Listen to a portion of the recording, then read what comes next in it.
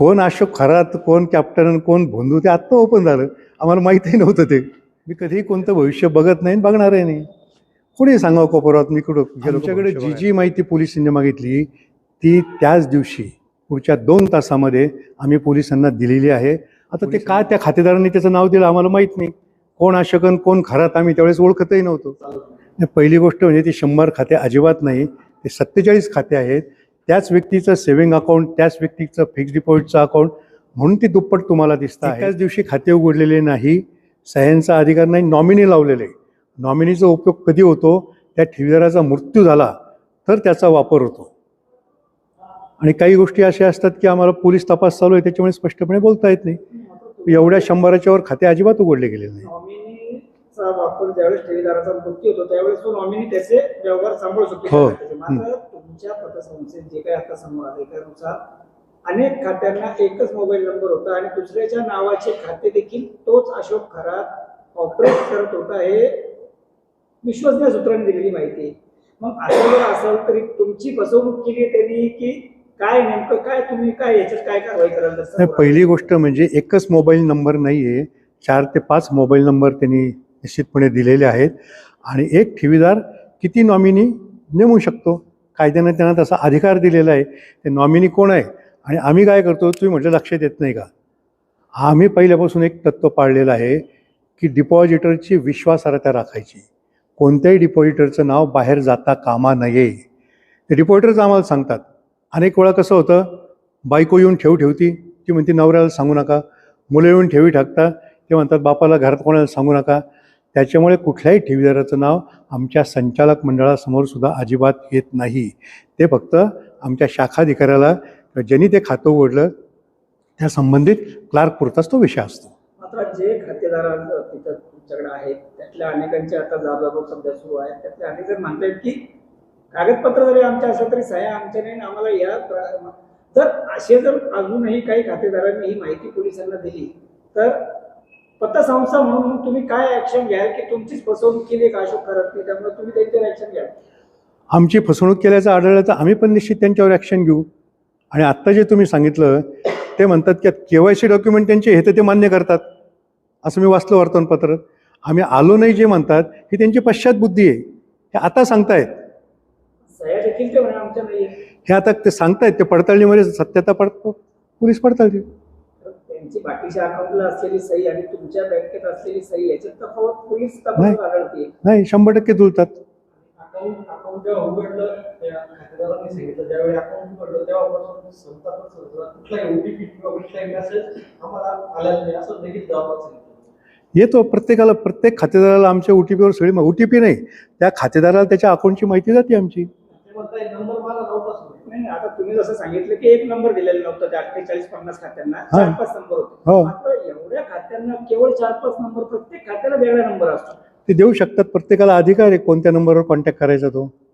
आणि आमचं सगळं व्यवहार बहुतांशी ऑनलाईन असल्यामुळे आम्ही त्या नंबरला प्राधान्य देतो नंबर देण्याला.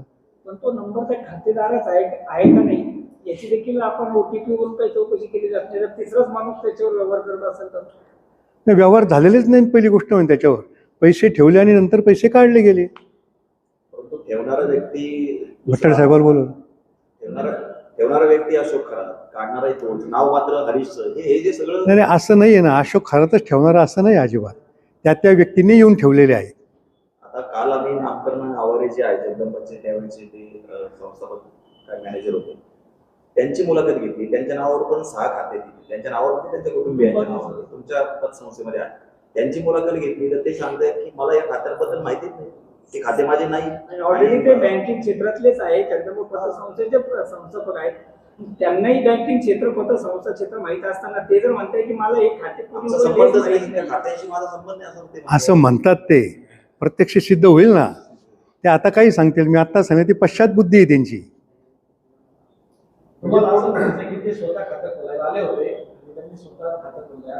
कोण काय म्हणतात? ते स्वतः आले होते का आणि त्यांनी खाते उघडले बँकेतून? हो, होऊ शकेल.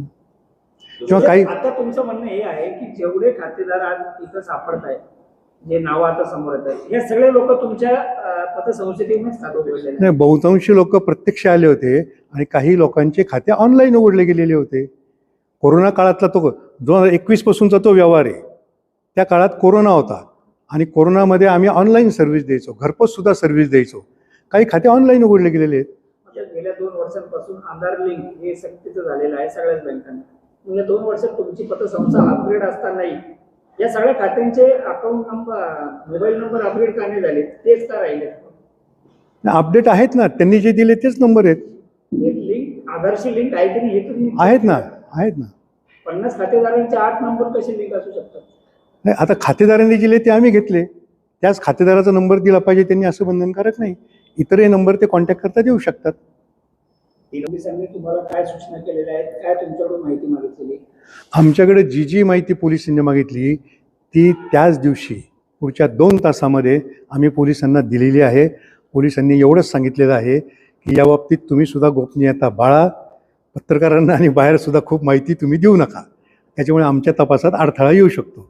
त्याच्यामुळे मला काही गोष्टी स्पष्ट करता येत नाही. 100 खाते चालत नाही. पहिली गोष्ट म्हणजे ती 100 खाते अजिबात नाही, ते 47 खाते आहेत. त्याच व्यक्तीचं सेव्हिंग अकाउंट, त्याच व्यक्तीचं फिक्स्ड डिपॉझिटचं अकाउंट, म्हणून ती दुप्पट तुम्हाला दिसतं आहेत. आणि एका व्यक्तीला किती खाते चालवायचा अधिकार आहे कायद्याने. असं तो नॉमिनी होता, हो ना, मग नॉमिनी लावायचा अधिकार आहे त्या खातेदाराला. पण तोच अशोक खरात हा तो व्यक्ती कसा? आता ते का त्या खातेदारांनी त्याचं नाव दिलं आम्हाला माहीत नाही. कोण अशकन कोण खरात आम्ही त्यावेळेस ओळखतही नव्हतो. आपण जर बघितलं तर रुपाली चाकणकर यांच्या बहिणीचं त्याचं नाव देखील समोर येत आहे. त्यामध्ये काही तथ्य आहे जासून म्हणून असे जे नाव आहे, जे सगळे मोठमोठे लोक आहेत ते समतापत्र संस्थेवर असं विशेष प्रेम कसं आलं की ते तिकडून समतापत्र संस्थेवर आता कोण चाकणकर आहे? रुपाली चाकणकरांच्या बहीण आहेत ह्या मला आत्ता समजतंय. चाकणकर या नावाने खातं उघडलं, आम्ही ते उघडलं. त्या मोठ्या एका छोट्या हे त्यावेळेस आम्हाला काही माहीत नव्हतं. आणि ती नावं आमच्यापर्यंत यायचं काही कारण नाही. शाखाधिकारी ती खाते उघडतात, संपला विषय. हे फक्त उघड कधी होतं लेखापरीक्षणामध्ये. लेखापरीक्षणामध्ये सुद्धा याच्यावर कुठलाही अविश्वास दाखवण्यात आलेला नाही. आपण जर बघितलं तर हे सगळी जे खाती उघडली गेली ती राहत्यामध्ये तुम्ही सांगता तसं भावकींच्या माध्यमातून हे उघडले गेले. हो, तुमचं शाखाधिकारी आणि हे त्यांच्या संगणमताने सगळं केलं गेलंय. हे संगणमत- तुम्ही पण तुमच्या स्तरावरती चौकशी करून करणार आहात का या सगळ्या प्रकारे? पहिली गोष्ट म्हणजे शाखाधिकारीची सुद्धा चूक नाही. चूक असेल तर आम्ही त्याच्यावर सुद्धा निश्चितपणे कारवाई करू. आता गेल्या 4-5 दिवसात आमची पण तपासणी चालू आहे. त्याच्यामध्ये काही गोष्टी निश्चित होतील आमच्याकडनं. 3 वर्षापूर्वी पतसंस्था फेडरेशनच्या कार्यक्रमामध्ये ते अशोक खरात एक तर प्रमुख पाहुणे असल्याचं कळलं. तुम्ही पतसंस्था फेडरेशनचे राज्य अध्यक्ष आहात. नाशिक मधला तो कार्यक्रम सत्कार करताना तुम्ही दिसताय, त्यांच्या पाया पडताना दिसताय. तुम्ही पण बघता आहात. एक लक्षात घ्या, मी आत्ताच सांगितलं, नाशिकमध्ये तो कार्यक्रम, तो फोटो पाहिल्यानंतर मी त्याची पडताळणी केली. नाशिकमध्ये पतसंस्थांचा एक कार्यक्रम होता आमच्या फेडरेशनचा, त्याच्यात ते अशोक खरात आले असतील. आणि मी आयोजकांना ज्यावेळेस विचारलं, आयोजकांनी सांगितलं की हे नवीन आपल्या पतसंस्था चळवळीमध्ये आलेले, त्यांचा सत्कार करायचा. ते स्टेजवर आले, त्यांचा सत्कार केला. आता पाया जर मी त्यांच्या पडलो असेल, हिंदू संस्कृती आहे. ते तुमच्यापेक्षा वयाने छोटे आहेत. वयाने छोटे जरी असले तरी हिंदू संस्कृती आहे. एकमेकांच्या आता वारकरी संप्रदायामध्ये लहान जरी असलं तरी एकमेकांच्या पाया पडतात. कोण अशोक खरात, कोण कॅप्टन, कोण भोंदू, ते आत्ता ओपन झालं. आम्हाला माहीतही नव्हतं ते. तुम्ही नगरपालिका निवडणुकीमध्ये एकतर तुमचं असं म्हणणं की मला ज्योतिषाने सांगलं, दुसरं चाकणकरांची एक जी सभा ज्या दिवशी झाली त्या दिवशी अशी चर्चा होती की तुमच्या घरी या बाबाने पूजाविधी केला. अजिबात नाही हो. कुठल्या गोष्टीमध्ये कुठल्याही प्रकारचं तथ्य नाही. चाकणकरांची सभा झाली, सुनील तटकरे आले होते, चाकणकर आले होते, अजित पवार आले होते माझ्या सभेला. आणि भविष्याचं जे तुम्ही सांगितलं, मी आत्ता सांगितलं, जी एक इलेक्शन स्ट्रॅटेजी होती, आपल्या कार्यकर्त्यांचा आत्मविश्वास वाढावा म्हणून तशा प्रकारचं बोललो होतो.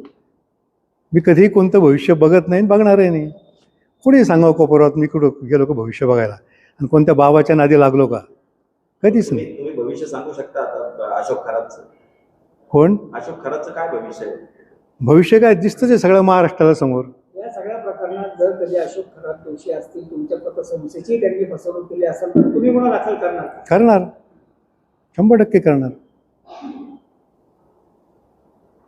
मात्र आता सध्याचं जे प्राथमिक चित्र जे समोर आले त्यानुसार पतसंस्थेचाच कारभार कुठेतरी अडचणीत आल्यासारखं वाटतंय. तर काय होऊ शकतं असं तुम्हाला वाटतं? पतसंस्थेचा कारभार अजिबात अडचणीत आलेला नाही, येणार नाही. आत्ता मी आढावा घेत होतो, आमच्या काही फारशा ठेवीसुद्धा विड्रॉल झालेल्या नाही. ठेवीदारांचा आमच्यावर गेल्या 40 वर्षापासूनचा विश्वास आहे, तो विश्वास असाच आढळ राहील याची मला खात्री आहे. नमस्कार. श्री साईबाबांच्या पावनभूमीत तुमचे हक्काचे आणि सुरक्षित घर घेण्याची सुवर्ण संधी चालून आली आहे. आम्ही घेऊन आलो आहोत साई आनंद पार्क. येथे आहे श्री साई कृपेची आणि आनंदाची आत्मानुभूती. 5 एकरमध्ये 100% लीगल, सर्व सोयींनी युक्त रहिवासी प्लॉट्स, रस्ते, स्ट्रीट लाईट्स, श्री महादेवाचं मंदिर, निसर्गरम्य हिरवाईनं नटलेला परिसर, सगळं काही तयार. अंतर्गत प्रशस्त रस्ते आणि प्रस्तावित 12 मीटर आणि 15 मीटर DP रोड लगत विकसित प्लॉट्स. आणि हो, आपले श्री साई मंदिर, शाळा, मार्केट, सर्व काही फक्त 5 मिनिटांच्या अंतरावर. सुरक्षित गुंतवणूक, तज्ज्ञ वकिलांमार्फत खरेदी विक्री आणि वास्तुशास्त्रानुसार प्लॉट्स. सुरक्षित, शांत आणि सुसंस्कृत वातावरणात एअरपोर्ट रोड लगत शिर्डी हद्दीमध्ये श्री साईबाबा मंदिरापासून अगदी काही मिनिटांवर. साई आनंद पार्क म्हणजे आनंदाचं, विश्वासाचं आणि समाधानाचं ठिकाण. आजच बुकिंग करा. मर्यादित प्लॉट्स उपलब्ध. कारण साई आनंद पार्क म्हणजे साई आनंदाची अनुभूती.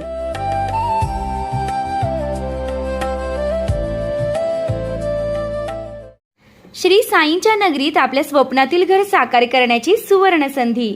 नामदार राधाकृष्ण विखे पाटील व डॉक्टर सुजय विखे पाटील यांच्या मार्गदर्शनाखाली साईच्या ग्रुपचे साई सीताई पार्क, भव्य प्लॉट विक्री, प्रस्तावित थीम पार्क अगदी जवळ, प्रशस्त 30 फूट अंतर्गत रस्ता, दोन्ही बाजूंनी सुशोभित झाडे, ड्रेनेज व स्ट्रीट लाईटची उत्तम सोय, MSCB पोल कनेक्शन उपलब्ध, राहण्यासाठी अतिशय अनुकूल वृंदावन, बंधाऱ्याचा निसर्गरम्य परिसर, बस स्टॉप, शाळा, बँक फक्त 5 मिनिटांच्या अंतरावर आणि साईबाबा मंदिरापासून फक्त 10 मिनिटावर. मर्यादित प्लॉट्स उपलब्ध. आजच बुकिंग करा. संपर्क करा श्री जगन्नाथ गोंदकर पाटील 9507 75 75 55, श्री संदीप गोंदकर पाटील 99 22 66 56 37, तसेच श्री शुभम वेणुनाथ गोंदकर पाटील 97 67 06 66 85. पत्ता वृंदावन बंधाऱ्यालगत श्रीराम नगर, कणकुरी रोड, शिर्डी.